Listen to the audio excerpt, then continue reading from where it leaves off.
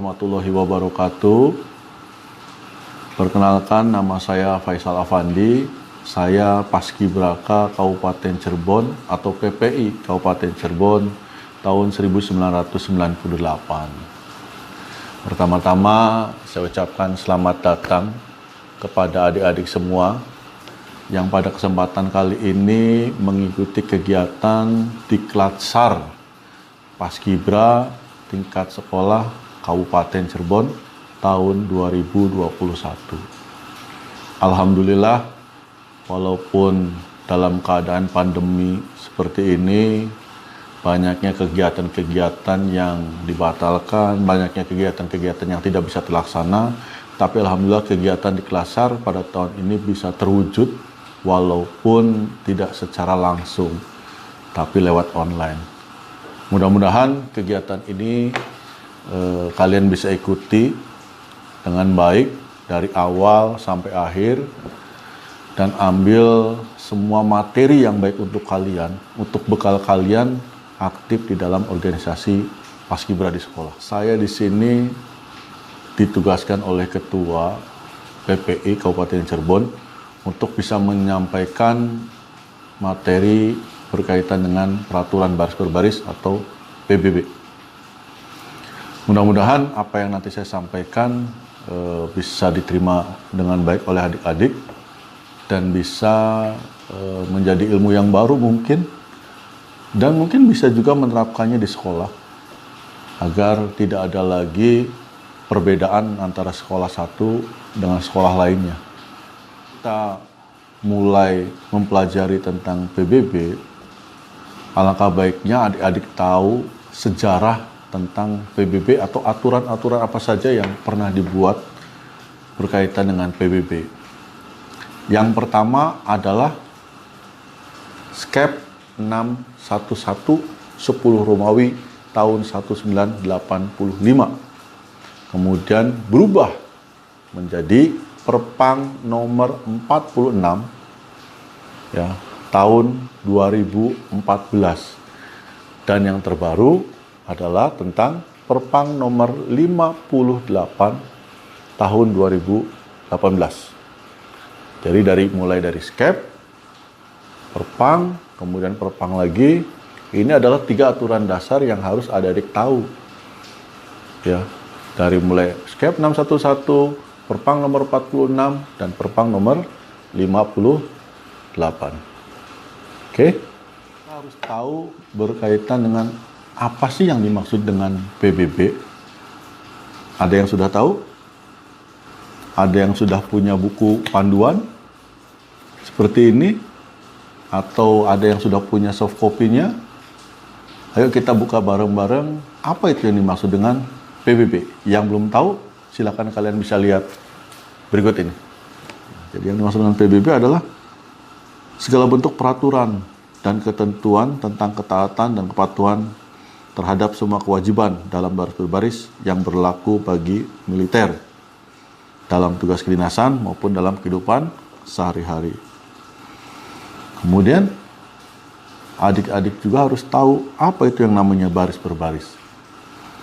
Baris berbaris adalah kegiatan latihan fisik bagi anggota militer guna menanamkan kebiasaan, jiwa korsa, disiplin, loyalitas, kebersamaan, dan rasa tanggung. Kita mengenal dengan yang namanya aba-aba. Ada yang sudah tahu apa itu aba-aba? Ada yang sudah tahu? Kalau belum, silahkan lihat yang ini. Aba-aba adalah perintah dari seorang komandan atau pemimpin atau bawahan yang ditunjuk atasan kepada pasukan atau sekelompok orang untuk dilaksanakan pada waktunya secara serentak atau berturut-turut dengan tepat dan tertib. Apabila bawahan ditunjuk memberikan aba-aba, harus diawali dengan kalimat izin atasan. Ya, itu adalah definisi atau pengertian dari aba-aba itu sendiri. Di sini adik-adik ada yang tahu berkaitan dengan aba-aba atau hanya sebatas tahu aba-aba saja? Yang perlu kalian ketahui adalah bahwa aba-aba itu terbagi menjadi 3. Yang pertama adalah aba-aba petunjuk, aba-aba peringatan, dan aba-aba pelaksanaan. Kita coba ulang. Yang pertama adalah aba-aba petunjuk, aba-aba peringatan, dan aba-aba pelaksanaan. Masing-masing dari aba-aba ini punya pengertiannya. Jadi bukan hanya sebatas aba-aba petunjuk, aba-aba peringatan, kemudian aba-aba pelaksanaan. Mau tahu artinya? Oke, yang pertama kita bahas mengenai aba-aba petunjuk. Ya, mengenai aba-aba petunjuk. Aba-aba petunjuk yang dimaksud pada ayat 1 adalah disampaikan atau aba-aba yang disampaikan jika diperlukan untuk menegaskan maksud dari aba-aba peringatan atau pelaksanaan. Contoh aba-aba petunjuk antara lain kepada komandan kompi atau peleton 1 kompi A atau kepada pembina upacara. Nah, itu termasuk dengan salah satu contoh dari aba-aba petunjuk. Selanjutnya adalah aba-aba peringatan. Aba-aba peringatan merupakan inti perintah yang harus jelas untuk dapat dilaksanakan tanpa ragu-ragu. Contohnya dari aba-aba peringatan antara lain adalah hormat, maju, hitung, hadap kanan, hadap kiri, langkah tegap, dan seterusnya. Dan yang terakhir adalah aba-aba pelaksanaan. Yang dimaksud dengan aba-aba pelaksanaan adalah aba-aba yang menegaskan saat atau waktu untuk melaksanakan aba-aba petunjuk atau peringatan dengan cara serentak atau berturut-turut. Aba-aba pelaksanaan diucapkan dengan cara dihentakkan. Pada saat pengucapan, aba-aba pelaksanaan harus dihentakkan. Contoh dari aba-aba pelaksanaan adalah gerak, jalan, dan mulai. Jadi jangan sampai pada saat pengucapan aba-aba pelaksanaan, ya, pada saat memberikan aba-aba, aba-abanya hadap kanan, jalan. Tapi harus ada hentakan. Hadap kanan, maju, jalan. Jadi ada penegasan jalan, mulai, atau gerak. Hormat, gerak. Jadi ada penegasan, geraknya itu ada penegasan. Ya, itu pengertian dari macam-macam aba-aba. Kita coba ulangi lagi. Aba-aba yang pertama adalah aba-aba petunjuk, peringatan, dan aba-aba pelaksanaan. Itu adalah 3 macam aba-aba yang ada dalam PBB. Sekarang kita memasuki berkaitan dengan PBB atau gerakan-gerakan apa saja yang diatur dalam peraturan baris berbaris. Di buku yang terbaru ini banyak sekali aturan-aturan yang baru yang melengkapi dari mulai aturan SKEP 611, Perpang nomor 46, dan sekarang menjadi Perpang 58. Banyak sekali tambahan dan aturan-aturan perubahan dari aturan-aturan terdahulu. Ya, jadi diharapkan adik-adik punya nih buku seperti ini. Kalau belum punya, silakan hubungi seniornya. Kalau seniornya juga belum punya, silakan menghubungi PPI untuk minta soft copy-nya atau hard copy-nya untuk bisa menjadi pembelajaran bersama. Kita sekarang mulai dengan pembahasan berkaitan dengan PBB. Yang pertama adalah dasar dari semua materi PBB adalah sikap sempurna. Dasar dari semua materi PBB adalah sikap sempurna. Bagaimana pelaksanaan untuk sikap sempurna? Ada yang sudah tahu? Oke, kita lihat pelaksanaan dari sikap sempurna dan penjelasannya seperti apa. Yang harus diperhatikan dalam sikap sempurna adalah sikap berdiri, kemudian badan tegak, kedua tumit rapat dengan kedua kaki telapak kaki membentuk sudut 45 derajat atau yang biasa kita sebut dengan membentuk huruf V. Kemudian lutut lurus, paha dirapatkan dan tumpuan berat badan dibagi di atas kedua kaki. Perut ditarik dan dada dibusungkan. Pundak ditarik sedikit ke belakang tetapi tidak dinaikkan. Kedua tangan lurus dirapatkan di samping badan, kemudian pergelangan tangan lurus. Jari-jari tangan menggenggam, tidak terpaksa dirapatkan pada paha. Punggung ibu jari menghadap ke depan sejajar dengan jahitan celana. Leher lurus, dagu ditarik sedikit ke belakang, dan mulut ditutup. Pandangan mata lurus mendatar ke depan dan bernafas sewajarnya. Ya. Tadi adalah penjelasan dari PBB atau dasar dari PBB atau sikap sempurna. Dan adik-adik tadi sudah bisa melihat penjelasan dan gambarnya seperti apa pelaksanaannya. Kemudian selanjutnya kita memasuki tentang penjelasan hormat. Hormat di buku ini tidak ada penjelasan untuk hormat. Di Perpang nomor 46 tidak ada. Di Perpang nomor 58 pun tidak ada. Karena penjelasan hormat itu tidak ada penjelasan di PBB. Karena untuk pelaksanaan hormat, penjelasannya ada di Perpang yang mengatur tentang Peraturan Penghormatan Militer atau PPM. Kalau di Perpang 46 berkaitan dengan PBB, berarti untuk penjelasan hormatnya ada di Perpang 45 tentang PPM, Peraturan Penghormatan Militer. Bagaimana di Perpang 58, Kang? Di Perpang 58 untuk peraturan hormatnya ada di PPM juga dengan Perpang nomor 57. Jadi kalau misalnya ada sudah punya buku ED, kemudian membaca dan mencari penjelasan tentang hormat, itu tidak akan ada. Adik-adik buka sampai tahunan, sampai adik-adik beruban pun tidak ada penjelasan hormat di buku ini. Ya, oke. Jadi hormat sekarang penjelasannya ada di Perpang nomor 57. Jadi tidak ada di buku ini. Oke ya, paham? Oke, kita lanjut. Hormat itu dibagi menjadi dua. Penghormatan itu dibagi menjadi dua. Penghormatan menggunakan tutup kepala dengan penghormatan tidak menggunakan tutup kepala. Ya, penghormatan menggunakan tutup kepala atau topi dengan penghormatan tidak menggunakan tutup kepala. Yang harus ada diketahui juga bahwa penghormatan menggunakan tutup kepala pun dibagi menjadi dua. Yang pertama adalah penghormatan tutup kepala menggunakan klep topi atau lidah topi dengan penghormatan menggunakan tutup kepala tanpa menggunakan klep topi. Contoh misalkan pakai peci, kopiah ya, itu tidak menggunakan klep topi ya atau lidah topi. Bagaimana pelaksananya? Untuk pelaksanaan hormat yang bertutup kepala yang menggunakan klep topi ya, yang menggunakan klep topi posisinya adalah seperti ini.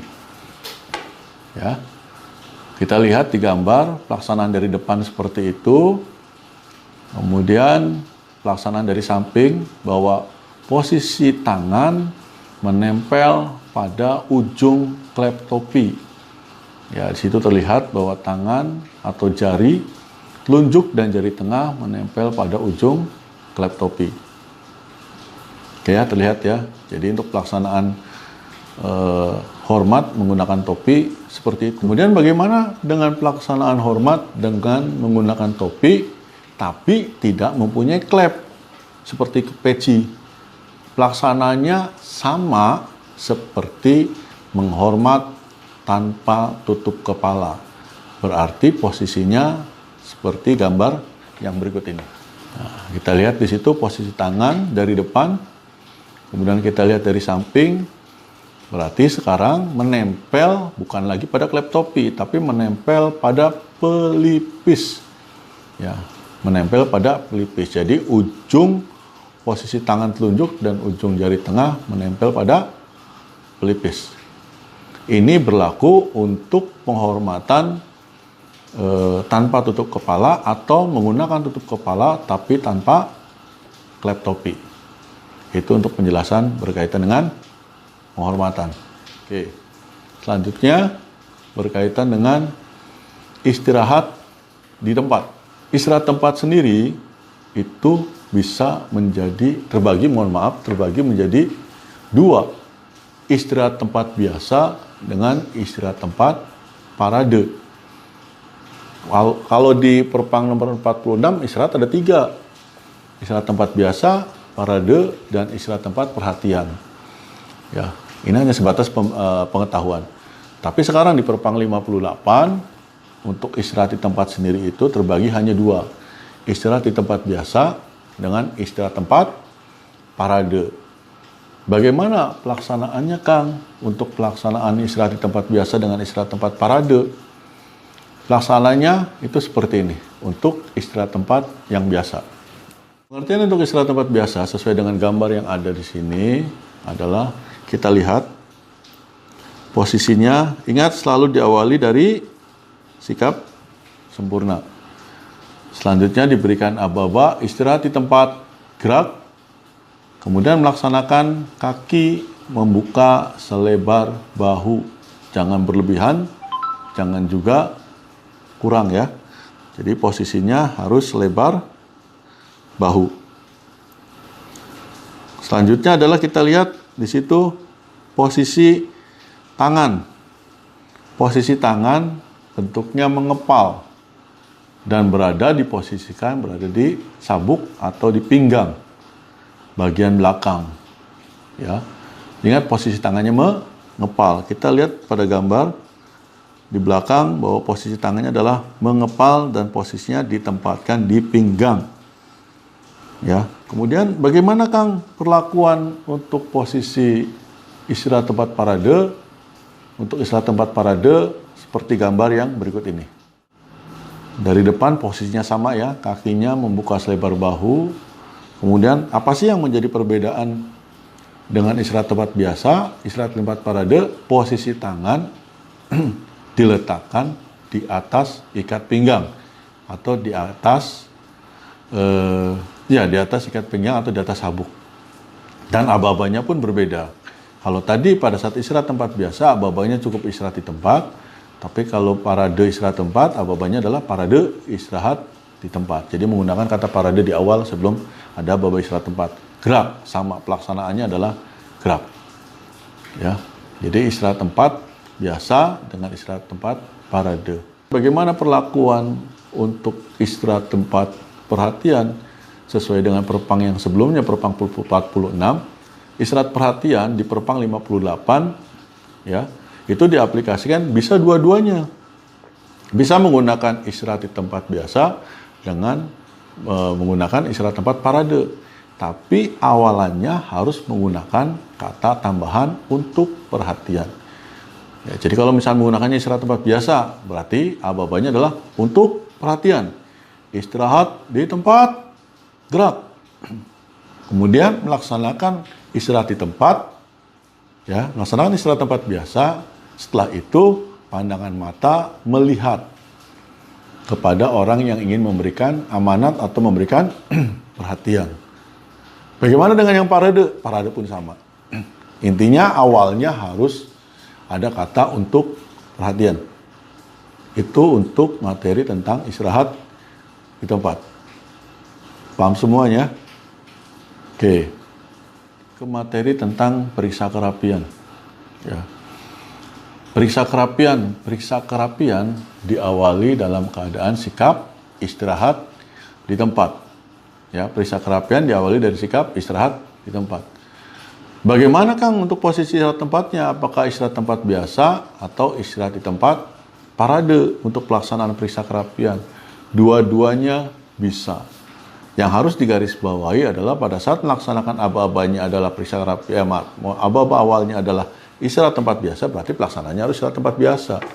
Tapi kalau misalkan istirahat tempatnya parade, berarti pelaksananya pun harus istirahat tempat parade. Kemudian bagaimana, Kang, untuk gerakannya, untuk periksa kerapian? Karena periksa kerapian sendiri yang harus ada tahu, periksa kerapian itu ada 2 macam. Periksa kerapian biasa dengan periksa kerapian parade. Kalau periksa kerapian biasa, berarti semua anggota pasukan atau yang diberikan aba-aba melaksanakan periksa kerapian dimulai sama dari bawah sampai ke atas, benar-benar untuk memeriksa pakaiannya atau memeriksa kerapihan pakaiannya. Jika ada yang tidak rapi, silakan merapikan.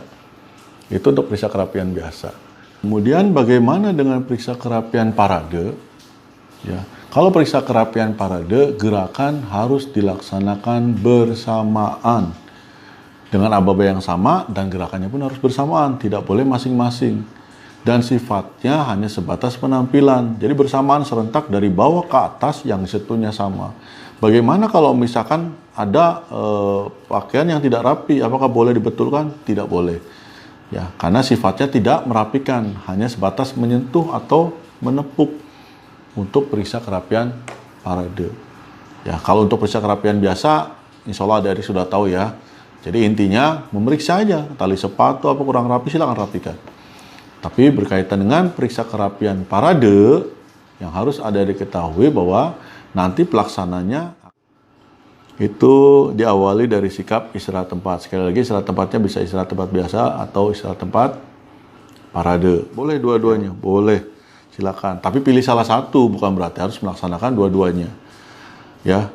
Kemudian komandan atau danton memberikan aba-aba parade periksa kerapian. Ketika ada aba-aba parade periksa kerapian, pasukan secara serentak mengambil sikap sempurna. Ya. Setelah ada aba-aba parade periksa kerapian, pasukan mengambil sikap sempurna, kemudian danton atau komandan memberikan kembali aba-aba mulai. Ketika memberikan aba-aba mulai, pasukan secara serentak membungkukkan badan, ya, membungkukkan badan dengan posisi tangan kanan menyilang di atas posisi tangan kiri.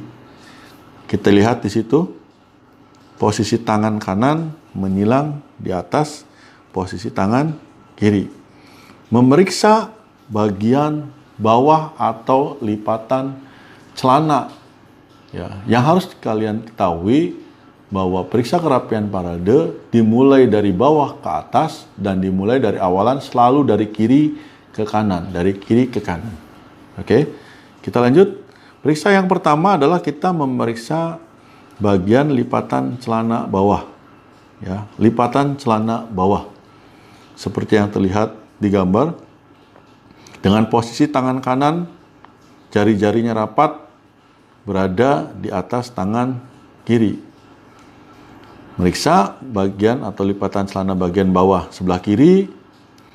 Ya, kemudian meriksa bagian lipatan celana sebelah kanan. Setelah itu, kita lihat di gambar, posisinya adalah memeriksa bagian tutup kantong celana. Ya, tutup bagian kantong celana sebelah kiri. Ya, karena abang-abang TNI kita itu menggunakan celananya adalah celana PDL yang menggunakan tutup kantong besar di bagian kiri dan kanan. Ya. Tadi kita lanjut memeriksa tutup kantong bagian kiri. Ya, tetap sama posisi tangan kanan selalu di atas dan rapat. Ya, kemudian memeriksa tutup kantong celana sebelah kanan. Ya, kita lihat di gambar. Setelah merapikan tutup kantong celana sebelah kanan, selanjutnya adalah merapikan baju bagian depan. Ya, merapikan baju bagian depan. Yang harus menjadi catatan bahwa ketika menarik baju bagian depan, bersamaan dengan itu badan ditegakkan. Jadi ketika menarik baju bagian depan, bersamaan badan ditegakkan. Bagaimana dengan pandangan mata? Pandangan mata ke depan. Ya, pandangan mata ke depan, tidak melihat tangan menarik baju. Setelah menarik atau merapikan baju bagian depan, selanjutnya adalah merapikan baju bagian belakang atau menarik ujung baju bagian belakang. Seperti yang ada pada video atau gambar yang terlampir. Ya, seperti itu, menarik. Setelah menarik atau merapikan baju bagian belakang, selanjutnya adalah merapikan tutup atau lidah kantong baju bagian sebelah kiri. Setelah merapikan tutup kantong baju sebelah kiri atau lidah tutup kantong, kemudian ke sebelah kanan. Ya. Setelah merapikan tutup kantong atau lidah kantong sebelah kanan, kemudian berlanjut setelah itu merapikan kerah baju sebelah kiri. Kita bisa lihat di gambar, merapikan kerah sebelah kiri, kemudian merapikan kerah sebelah kanan. Ya. Setelah merapikan kerah sebelah kanan, lanjut gerakan yang terakhir adalah merapikan tutup kepala atau membenarkan tutup kepala. Yang harus diperhatikan jika menggunakan klep topi, maka posisi ibu jari di bawah, kemudian 4 jari lainnya berada di atas sesuai dengan foto atau gambar yang terlampir. Ya. Sudah paham ya? Dan yang terakhir gerakannya adalah seperti tadi, merapikan tutup kepala. Setelah merapikan tutup kepala, selanjutnya tangan kembali ke sikap sempurna. Dan Danton memberikan aba-aba selesai dan pasukan kembali ke dalam sikap istirahat. Ya, kita mulai lagi nih dari awal. Yang pertama adalah merapikan bagian bawah, lipatan celana sebelah kiri ke kanan, kemudian merapikan tutup kantong celana sebelah kiri ke kanan, kemudian merapikan baju bagian depan, kemudian menarik ujung baju bagian belakang untuk merapikan juga, kemudian merapikan tutup kantong baju sebelah kiri, merapikan tutup kantong baju sebelah kanan, merapikan bagian kerah sebelah kiri, merapikan merapikan kerah baju sebelah kanan, dan yang terakhir adalah merapikan atau membenarkan tutup kepala. Yang harus digarisbawahi adalah kalau gerakan untuk periksa kerapian parade, semua gerakan harus ditepuk. Yang harus digarisbawahi adalah semua gerakan harus ditepuk. Kecuali, harus perhatikan, kecuali meriksa baju atau merapikan baju bagian depan, merapikan baju bagian belakang, dan tutup kepala. Gerakannya tidak usah ditepuk, ya, hanya disentuh. Kecuali kalau misalnya adik-adik mau menepuk kepala sendiri, silakan. Tapi dalam aturan tidak ditepuk. Yang harus digarisbawahi lagi bahwa setiap gerakan yang ditepuk diikuti oleh pandangan mata. Ya. Berarti gerakan apa aja Kang yang ditepuk dan gerakan apa aja Kang yang harus diikuti pandangan mata. Ya, sudah disampaikan bahwa gerakan yang tidak ditepuk ada 3, merapikan baju depan, baju belakang, dan tutup kepala. Berarti gerakan itu pada saat bergerak, pandangan matanya tidak melihat atau tetap ke depan. Nah, gerakan lainnya, gerakan yang ditepuk selain yang 3 tadi, itu wajib diikuti oleh pandangan mata atau melihat. Ya, bukan hanya menepuk, tapi juga kita lihat.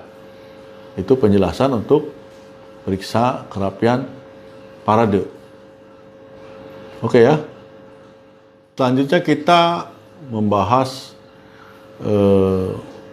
yang tugasnya PBB, yang tugas untuk merapikan, yaitu adalah setengah lengan lencang kanan, setengah lengan lencang kiri, lencang kanan, lencang kiri, dan lencang depan. Ya. Bagaimana untuk penerapan secara prakteknya? Kita lihat video berikut ini. Oke, kita lihat praktek untuk setengah lengan lencang kanan. Ingat, diawali dari sikap sempurna, tidak dari sikap yang lain ya. Oke, diawali dari sikap sempurna. Aba-abanya adalah setengah lengan lencang kanan. Ketika ada aba-aba setengah lengan lencang kanan, kemudian aba-aba gerak, pasukan saf depan, pasukan yang berada di saf depan melaksanakan bertolak pinggang dengan posisi 4 jari di depan dan ibu jari berada di belakang. Nah, adik-adik bisa lihat di situ, di foto dan video, melaksanakan bertolak pinggang dengan 4 jari di depan dan ibu jari berada di belakang. Kemudian kepala dipalingkan agar bisa melihat dada sebelahnya. Jadi kalau misalnya ke kanan berarti memalingkan ke kanan. Kalau ke kiri berarti memalingkan ke kiri. Ingat, yang harus digarisbawahi adalah melihat dada sebelahnya. Di sini tidak ada aturan memalingkan kepalanya berapa derajat, 45 derajat atau 90 derajat. Yang penting adalah memalingkan kepala untuk bisa melihat dada sebelahnya. Ya. Ini sekali lagi berlaku hanya untuk saf paling depan, kecuali penjuru. Bagaimana pemberlakuannya untuk yang saf 2 dengan yang saf 3? Untuk pemberlakuan untuk saf 2 dan saf 3 hanya memalingkan kepala. Sama untuk melihat dada sebelah kanan atau kirinya. Tidak menggunakan tangan seperti yang saf 1. Itu untuk saf 2, saf 3, dan saf selanjutnya. Kemudian bagaimana perlakuan juga untuk yang melaksanakan lencang depan atau penjuru yang melaksanakan lencang depan? Penjuru yang melaksanakan lencang depan dengan posisi tangan menggenggam. Ya, posisi tangan menggenggam ya, dengan jarak 2 kepal. Ya. Yang harus diperhatikan di sini adalah untuk posisi penjuru yang melaksanakan lencang depan akan turun terlebih dahulu ya sebelum saf 1 menurunkan tangan atau sebelum ada aba-aba tegak gerak. Jadi ketika banjar yang paling kanan atau banjar penjuru ya, ketika sudah merasa rapi, maka yang melaksanakan lencang depan bisa turun terlebih dahulu dibandingkan dengan yang melaksanakan setengah lencang kanan atau saf 1 itu ya. Kemudian pergerakan kaki membuka selebar bahu atau menyesuaikan. Setibanya sampai pada rekan yang sebelah kanan atau kirinya, siku, ya, posisi siku wajib menempel pada lengan tangan temannya. Ya, menempel pada lengan tangan temannya. Sikunya tidak melebihi, tidak juga memberikan jarak, apalagi posisinya seolah-olah ingin menempel tapi akhirnya badan menjadi doyong atau condong. Itu salah. Ya. Itu untuk gerakan posisi setengah lengan lencang kanan. Adik-adik bisa lihat di video di situ pergerakannya seperti apa.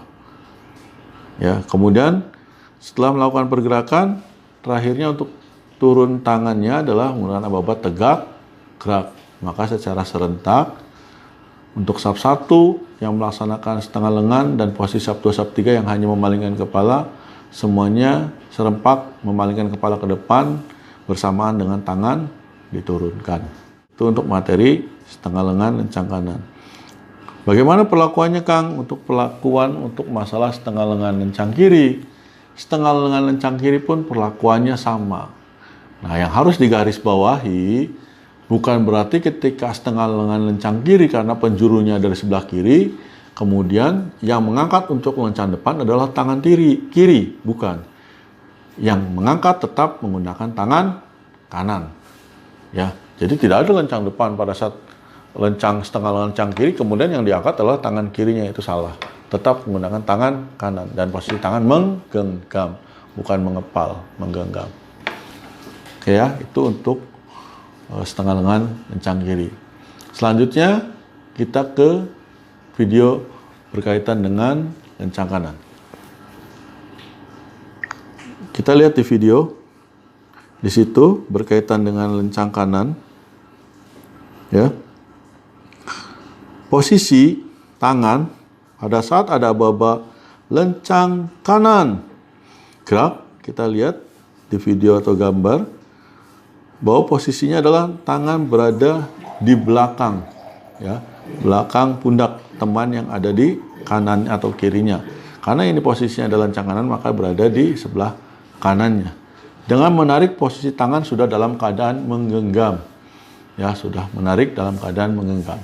Kemudian melakukan pergeseran atau melakukan perpindahan untuk merapikan ke kiri, ke arah kiri, ya. Kemudian posisi tangan menempel pada bahu teman sebelahnya. Ya, menempel pada bahu teman sebelahnya. Bagaimana kalau misalkan sebelahnya adalah orang yang lebih tinggi atau posisi pundaknya lebih rendah dari kalian, ikutilah pundak mereka. Jadi kalau misalkan teman kalian pundaknya tinggi, ya berarti posisi tangan kalian menempel atau menyentuh pundak temannya. baik ini sebelah kanan atau sebelah kiri yang lebih pendek. Jadi bukan mengikuti tinggi bahu kalian masing-masing, tapi mengikuti tinggi bahu temannya. Berarti kalau tinggi sekali mengikuti, ya makanya diharapkan untuk membentuk satu pasukan, tinggi postur itu tidak beda jauh. Yang akhirnya pada saat melakukan gerakan ini tidak terlihat seolah-olah yang tinggi kelihatan tinggi, yang pendek kelihatan pendek. Ya, jadi biar kelihatan tangannya itu nggak jenjang, tidak jauh jaraknya. Jadi untuk pemilihan pasukan untuk tampilan atau lomba pun harus hati-hati. Itu untuk lencang kanan. Ya, pergeserannya kita bisa lihat di video atau di gambar. Ya, dari bisa perhatikan itu. Dan bagaimana dengan palingan kepala? Palingan kepala pun sama seperti setengah lengan lencang kanan atau lencang kiri. Melihat dada sebelah kanan atau kirinya. Tidak ada derajat 90 atau 45. Melihat dada. Dan yang harus diperhatikan pada saat adik-adik memalingkan kepala ke kanan atau ke kiri, ya, tidak menoleh. Menoleh dalam artian posisi kepalanya adalah menunduk seperti ini, tapi posisi kepala tetap memalingkan. Ya. Memalingkan. Jadi bukan menoleh. Ya, apalagi posisi kepalanya sengaja dikebelakangkan. Oke, perhatian ya, itu untuk setengah lengan lencang kanan dan untuk lencang kanan atau lencang kiri untuk posisi kepalanya. Jadi memalingkan, pandangan mata bisa melihat dada sebelah kanannya. Ya, tidak menoleh dengan posisi biasanya untuk posisi dagu lebih ke bawah atau posisi dagu dikebelakangkan. Itu salah. Itu untuk materi setengah lengan, kemudian lencang kanan. Bagaimana perlakuan untuk posisi yang lencang depan? Untuk posisi yang lencang depan berada seperti video yang berikut ini. Nah, kita lihat di situ posisi yang lencang depan. Ya. Yang harus diperhatikan untuk posisi yang lencang depan adalah posisi banjar yang paling kanan. Ya, posisi banjar yang paling kanan mengambil jarak 1 lengan 2 kepal dengan tangan menggenggam, tidak mengepal ya, tangan menggenggam. 1 lengan 2 kepal. Bagaimana dengan posisi sub 1? Untuk posisi sub 1 atau sub yang paling depan melaksanakan lencang kanan dengan aturan yang sudah ada seperti yang pelaksanaan lencang kanan. Kepala menoleh atau memalingkan ke kanan, tidak terlalu ke bawah, ya. Kemudian apakah yang melaksanakan lencang depan atau banjar satu kepalanya memalingkan? Tidak, pandangan tetap ke depan. Jika sekiranya memang jaraknya kurang atau posisi sub 1 tangan tidak menempel pada bahu atau banjar paling kanan jaraknya lebih dari 1 lengan 2 kepal, silakan untuk merapikan agar barisan terlihat rapi. Setelah itu, posisi sub yang paling depan yang melaksanakan lencang kanan, ketika memang sudah merasa rapi, harus turun terlebih dahulu. Langsung turun ya. Jadi ketika memang 2 orang atau beberapa orang yang ada di depan pada saat pelaksanaan lencang depan, tangan harus turun ketika memang sudah merasa rapi, tanpa harus menunggu aba-aba atau kode dari siapapun. Ya. Beda halnya dengan yang melaksanakan lencang depan atau banjar yang paling kanan. Menunggu aba-aba dari danton, tegak, gerak, baru melaksanakan turun tangan. Itu penjelasan untuk masalah lencang depan. Oke ya. Bagaimana dengan banjar yang kanan, Kang? Atau banjar, bagaimana pelaksanaan untuk banjar yang kiri? Dengan banjar yang tengah pada saat posisi lencang depan. Pandangannya tetap ke depan. Pandangannya tidak nengok kanan kiri, tapi meluruskan lurus dengan yang depan. Ya, jadi tidak memalingkan kepala. Berikutnya kita akan membahas materi hadap-hadapan. Baik itu hadap kanan, hadap kiri, serong kanan, serong kiri, dan balik kanan. Ya, hadap kanan, hadap kiri, serong kanan, serong kiri, dan balik kanan. Penjelasannya, ya. Penjelasannya ada dalam video ini untuk hadap kanan. Pertama kita akan lihat di video atau gambar, itu adalah untuk pelaksanaan hadap kanan. Ya, pelaksanaannya ketika ada aba-aba hadap kanan gerak, kaki kiri dimajukan, ya, dimajukan ke depan dengan kaki sedikit menyerong ke atas. Nah, lakukan kaki yang ada di depan berada di ujung kaki yang ada di belakang. Nah, kita lihat di situ fotonya. Nah, kita lihat videonya dari samping. Ya, kita lihat bahwa kaki yang di depan, lakukan kaki yang depan berada di ujung kaki yang di belakang. Itu gerakan yang pertama. Dengan badan tetap ke arah depan dan tangan tetap berada di arah samping atau berada di paha atau jahitan. Selanjutnya pada saat hitungan kedua, ya, posisi hitungan kedua, badan berputar 90 derajat. Ya, badan berputar 90 derajat ke arah kanan. Yang akhirnya membentuk kaki sejajar, ya, seolah-olah seperti istirahat di tempat, kaki membuka sejajar, ya.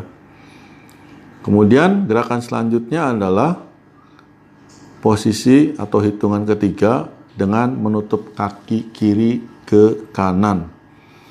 Dengan menutup kaki kiri ke kanan. Bagaimana perlakuan untuk hadap kiri? Hadap kiri pun sama, ya. Jadi posisi kaki yang di depan, lakukan kakinya adalah berada di ujung kaki yang ada di belakang, ya.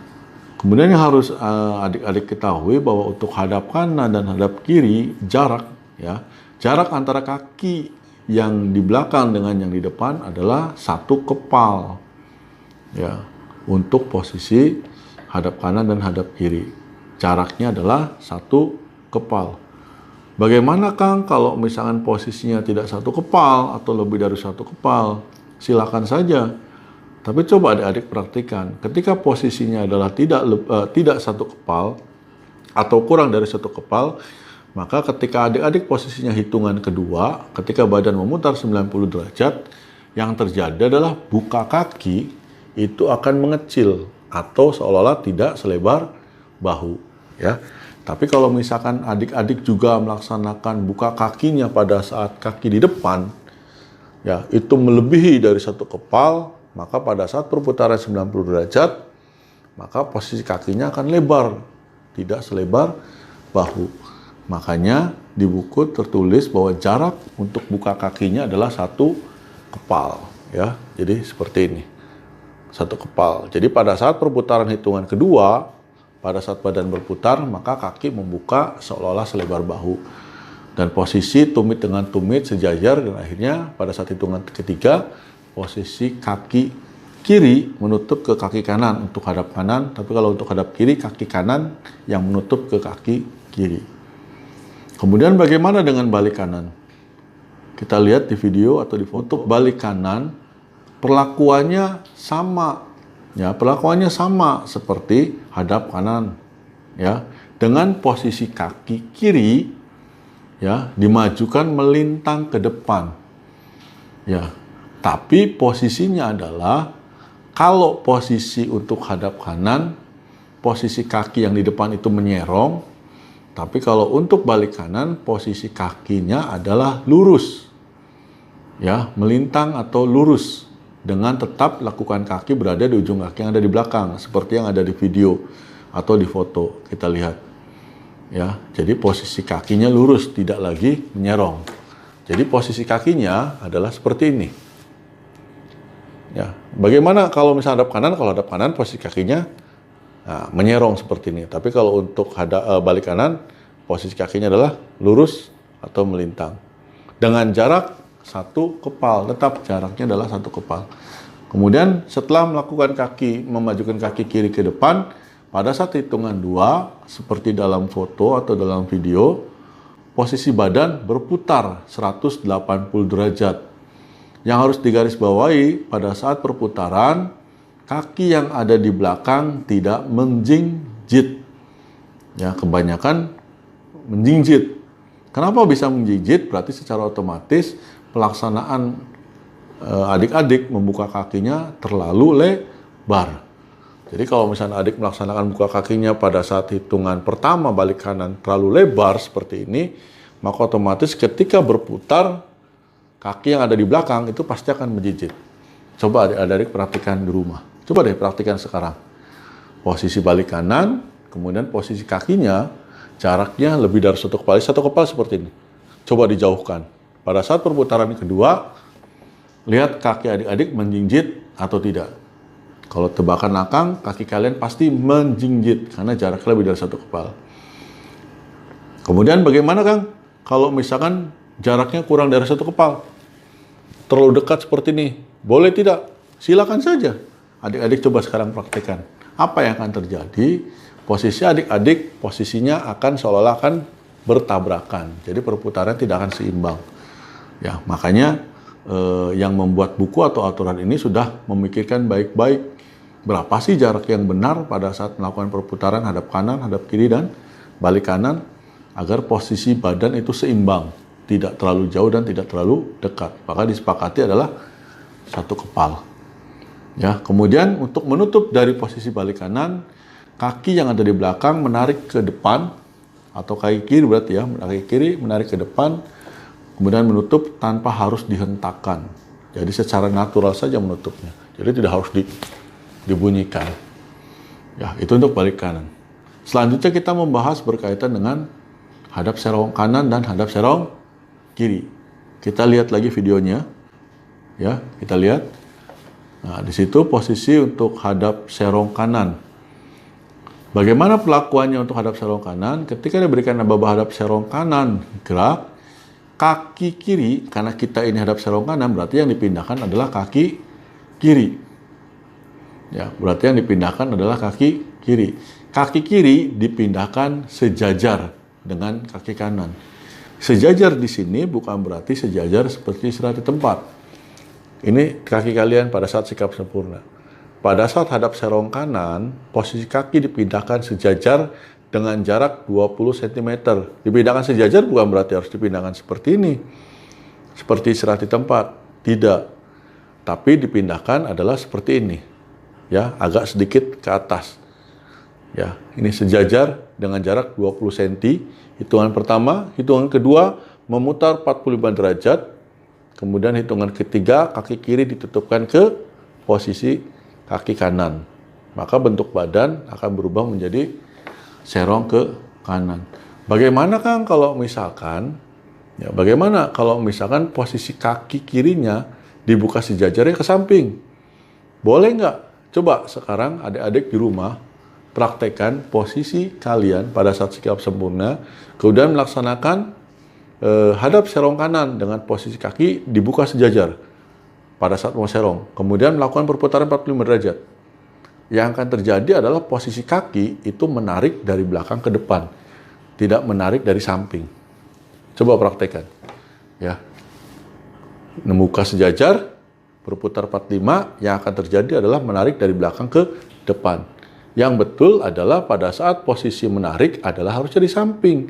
Sama hadap kanan, hadap kiri. Misalnya ada adik benar, pelaksananya benar. Itu pada saat misalnya contoh hadap serong kanan, buka kakinya ada 20 cm. Dengan posisi sejajar ke samping. Nah, jadi ketika melakukan perputaran, coba adik praktekkan, maka posisinya adalah menariknya adalah ke samping, tidak dari belakang ke depan. Bagaimana kalau misalkan Kang, posisi buka kakinya lebih dari 20 cm? Coba adik-adik praktekkan di rumah, buka kakinya lebih dari 20 cm. Kita coba ya, sejajar lebih dari 20 cm. Yang akan terjadi adalah ketika teman-teman berlebihan, ya, maka posisi kaki itu pasti akan lebih dan tidak akan seolah-olah jarak atau selebar bahu. Ya, posisinya akan lebih dari selebar bahu. Makanya kenapa 20 cm? Ketika adik melakukannya benar seperti ini, maka ketika kaki kanan memutar, maka ini seolah-olah selebar bahu untuk lebarnya. Kemudian menutupnya pun ke arah samping. Kalau lebih dari 20 cm, coba adik praktekkan, yang akan terjadi adalah pada saat ingin menutup atau hitungan kedua kaki membuka, posisi badan adik-adik, lebar kakinya tidak selebar bahu. Makanya yang membuat buku aturan ini sekali lagi sudah memikirkan dengan matang dan baik. Nah, adik bisa lihat ya di gambar atau di video yang ditampilkan, posisinya jaraknya seperti itu. Ya, balik lagi seperti tadi balik kanan. Kalau balik kanan posisinya, kalau hadap kanan posisi buka kakinya lebih dari 1 kepal, boleh silakan adik-adik praktekkan. Ketika hadap kanan, posisi kakinya lebih dari 1 kepal. Coba adik-adik praktekkan. Lebih dari 1 kepal. Ya. Kemudian melakukan gerakan kedua. yang akan terjadi adalah buka kaki adik-adik lebih dari selebar bahu atau terlalu jauh. Itu yang salah. Ya, jadi tolong diperhatikan untuk hadap kanan, hadap kiri, dan balik kanan. Ya, yang harus digarisbawahi adalah semuanya sama, membuka kakinya adalah satu kepal. Perbedaan hadap kanan, hadap kiri, dan balik kanan, hadap kanan kiri sama. Dan balik kanan adalah posisi kaki pada saat yang di depan. Kalau untuk hadap kanan, hadap kiri, posisi kakinya adalah menyerong. Ya, jadi posisinya ke atas seperti ini. Tapi kalau balik kanan, posisi kakinya atau yang biasa kita sebut dengan letter T. Ya, atau melintang sejajar lurus. Nah, kalau hadap kanan kiri gini. Ya, nyerong. Kalau untuk hadap kanan, maaf ya. Kalau hadap kiri berarti gini. Ya. Tapi kalau untuk balik kanan, posisinya lurus, melintang. Ya. Kemudian bagaimana dengan untuk yang serong kanan, serong kiri, jaraknya tidak satu kepal, tapi 20 cm. Kita bayangkan kalau posisi hadap serong kanan, hadap serong kiri, buka kakinya satu kepal. Ya, yang akan terjadi adalah seperti ini. Ya, buka kakinya ketika hitungan 2 tidak selebar bahu, karena terlalu dekat. Kalau jauh lebih dari 20 cm, maka pada saat putaran kedua, buka kakinya tidak akan selebar bahu atau terlalu jauh. Makanya ketika adik-adik melaksanakannya tepat 20 cm, ya, hop, ketika melakukan perputaran, coba aja adik-adik lakukan praktik di rumah sekarang sambil melihat video ini, praktekkan ketika membuka kaki kalau benar, satu kepal untuk hadap kanan kiri dan balik kanan, kemudian 20 cm untuk hadap serong kiri kanan, maka yang akan terjadi pada saat hitungan kedua adalah buka kaki adik-adik selebar bahu. Ya, kemudian sekali lagi harus ditekankan pada saat kaki menutup tidak sengaja dihentakkan, seolah-olah bersemangat, tidak seperti itu. Tetap lakukanlah gerakan secara natural, ya, hitungan 1, 2, 3, ya. Jadi tidak ada hitungan 1, 2, jangan menggunakan bantingan pundak. Ya, tetap bertenaga itu bukan berarti kita melebihkan tenaga yang kita punya, ya, dengan anggota tubuh. Tapi yang namanya bertenaga di sini adalah kita melakukan PBB itu harus dengan semangat, bersemangat. Oke ya, itu untuk penjelasan hadap kanan, hadap kiri, serong kanan, serong kiri, dan balik kanan. Mudah-mudahan adik-adik di sini sudah jelas untuk penjelasan tentang materi itu. Selanjutnya adalah materi berkaitan dengan jalan di tempat. Ya. Materi berkaitan dengan jalan di tempat, adik-adik bisa lihat di videonya yang ini, ya, lihat video jalan tepat. Yang sekali lagi yang harus diperhatikan adalah dimulai dari keadaan sikap sempurna, ya, jalan tepat dilakukan dalam keadaan sikap sempurna. Yang harus diperhatikan sesuai gambar atau video di sini adalah posisi badan membentuk 90 derajat. Membentuk 90 derajat itu bukan dari posisi paha ke kaki, tapi dari posisi badan, postur badan ke arah paha, ya, posisi badan ke arah paha, bukan dari paha kemudian kaki ke bawah, tapi dari posisi ujung kepala menuju ke pinggang kemudian ke paha itu membentuk 90 derajat, ya, karena di buku tertulis bahwa membentuk 90 derajat, ya, jadi bukan dari paha ke bawah. Kemudian posisi kaki yang di bawah atau telapak kaki sedikit menyerong ke bawah atau sekitar 45 derajat. Kita lihat di foto atau video yang terlampir, dilihat di situ bahwa posisi kaki adalah menyerong ke bawah, tidak datar dan juga tidak terlalu jatuh ke bawah. Nah, bagaimana dengan gerakannya? Gerakan untuk jalan di tempat di buku dijelaskan untuk temponya sama seperti dengan langkah biasa. Maka secara otomatis jika sama dengan tempo langkah biasa, maka temponya pun sama dengan langkah tegap. Ya. Langkah biasa di Perpang 58 dijelaskan bahwa temponya adalah 96. Ya. 96 tempo untuk jalan di tempat. Per menit ya, bukan per detik. Temponya adalah 96 per menit. Pada saat menutup dari jalan di tempat, untuk tinggi paha atau kaki, pada saat ingin berhenti, jangan pernah, pada saat angkat kakinya seperti ini, jangan pernah mengurangi tinggi, henti, gerak, tingginya dikurangi. Tidak, tapi tingginya tetap satu ketukan paha dengan rata 90 derajat. Itu untuk jalan di tempat. Karena ini posisinya adalah jalan di tempat, kelemahan dari kita atau adik-adik sekalian bahwa ketika jalan di tempat melaksanakan gerakan, tapi posisi badannya maju mundur. Atau dari ujung kepala, ujung kakinya bergetar seolah-olah kayak vibrator. Nah, semuanya harus badannya dikunci. Tangan tetap di samping, kanan kiri. Yang mengangkat atau yang bergerak hanya kaki. Selain itu tidak. Dan posisi tidak boleh geser ke kanan atau ke kiri karena posisinya adalah di tempat, jalan di tempat. Itu untuk materi jalan di tempat. Paham ya? Untuk yang di rumah, silakan pada saat menonton video ini, silakan adik-adik pun bisa interaksi dengan langsung melakukan gerakan dengan arahan yang sudah saya sampaikan tadi.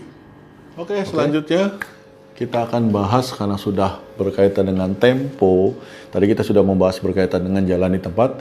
Selanjutnya kita akan membahas tentang tempo dan panjang langkah. Ya, ada yang sudah tahu tempo dan panjang langkah untuk masing-masing gerakan berjalan seperti langkah tegap, langkah biasa, langkah perlahan, langkah lari ke samping kanan kiri, kemudian langkah depan dan belakang. Kalau kalian sudah tahu, kita samakan. Kalau kalian belum tahu, bisa kalian simak. Kita lihat ada di sini. Ya. Kita lihat ada di sini. Kita lihat untuk langkah tegap, ya, panjang langkahnya adalah 60 dengan tempo 96 per menit. Langkah biasa sama, panjang langkah 60 dengan tempo 96 per menit. Berarti untuk langkah tegap dengan langkah biasa sama panjang langkah dan temponya. Berarti secara otomatis jalan di tempat pun untuk langkah untuk jalan tempat untuk temponya pun sama 96. Berarti sama seperti langkah tegap dengan langkah biasa. Oke? Sampai sini ada yang ditanyakan? Cukup ya? Selanjutnya adalah masalah langkah perlahan. Langkah perlahan, panjang langkahnya untuk langkah perlahan, panjang langkahnya adalah 40 cm. Untuk langkah perlahan, panjang langkahnya 40 cm dan temponya adalah 30 per menit. Untuk langkah perlahan, panjang langkah 40 dengan tempo 30. Untuk langkah lari, ya, untuk langkah lari panjang langkahnya adalah 70. Ya, untuk langkah lari panjang langkahnya 70, ya. Kemudian dengan tempo 166 per menit. Berarti temponya cepat. Ya, untuk langkah lari adalah tempo yang paling cepat. Kemudian 4 langkah atau langkah 1, 2, 3 sampai 4, ya. Panjang langkahnya adalah 40 cm untuk ke kanan, ke kiri dan ke belakang. Panjang langkah 40 cm dengan tempo 70. Bagaimana perlakuan untuk 4 langkah ke depan atau 2 langkah ke depan? Intinya untuk ke depan panjang langkahnya ternyata sama 60 seperti langkah tegap atau langkah biasa, tapi temponya adalah 70. Ya. Bisa disimak ya di sini ya. Sekali lagi, untuk langkah tegap, langkah biasa, temponya adalah 96 dengan panjang langkahnya adalah 60. Ya, kemudian langkah perlahan, ya, panjang langkahnya 40, tapi temponya 30. Untuk langkah berlari, panjang langkahnya adalah 70 dengan temponya 166. Untuk langkah ke kanan, untuk langkah ke kiri, pada saat buka kakinya adalah 40 cm. Tapi temponya adalah 70. Ke belakang pun sama, buka kakinya. Ke belakang adalah 40 cm, temponya 70. Tapi ketika ke depan, pada saat kaki melangkah, ya, panjang langkahnya adalah 60 dengan tempo adalah 70. Itu yang harus adik-adik ketahui berkaitan dengan tempo dan panjang langkah masing-masing gerakan. Ya. Oke, selanjutnya kita akan mencoba melihat sebagai pengetahuan berkaitan dengan langkah ke kanan, langkah ke kiri, langkah ke depan dengan langkah ke belakang.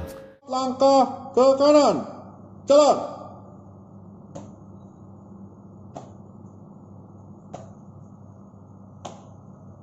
4 langkah ke kiri, jalan.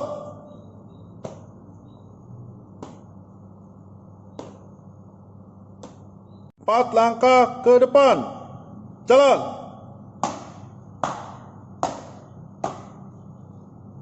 4 langkah ke belakang, jalan.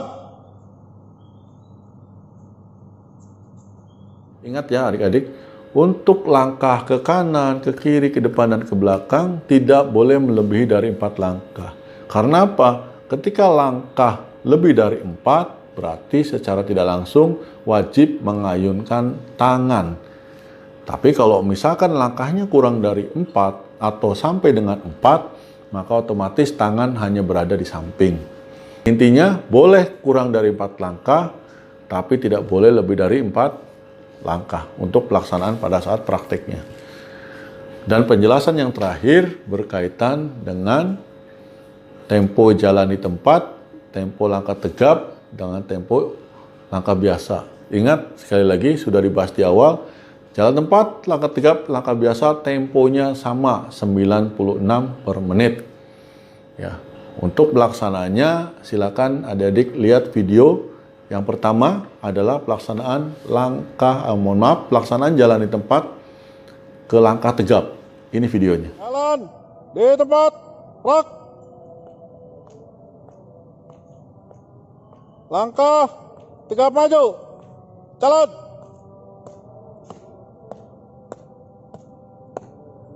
Jalan di tempat, gerak. Henti, gerak. Jalan di tempat, gerak. Maju, jalan.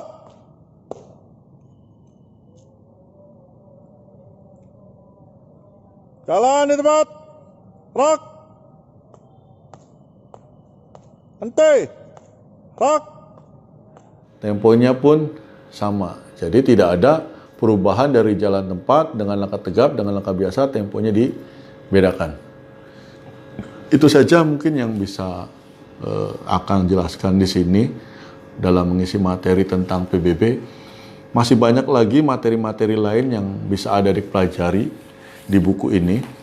Ya, ini tentang PBB yang terbaru, Perpang 58 tahun 2018. Silakan minta ke seniornya atau bisa menghubungi pengurus PPI setelah kegiatan ini. Silakan minta ke senior untuk copy paste, soft copy-nya atau hard copy-nya kalau bisa. Pelajari bersama di sekolah dan mohon ingatkan barangkali pada saat pelaksanaan nanti setelah pandemi ini selesai, teman-teman kita dari OSIS atau dari ekskul lain memberikan materi atau pemahaman yang salah, kalian bisa sharing bersama mereka untuk sama-sama menuju perubahan yang lebih baik dengan menunjukkan dasar aturan yang terbaru. Ya, mari kita sama-sama belajar untuk menuju lebih baik lagi. Demikian dari saya, kurang lebihnya mohon maaf dan selalu ingat jaga kesehatan. Ya, semoga pandemi ini cepat berlalu. Ingat, yang bagus belum tentu benar, yang benar sudah pasti bagus. Salam PPI. Wassalamualaikum warahmatullahi wabarakatuh.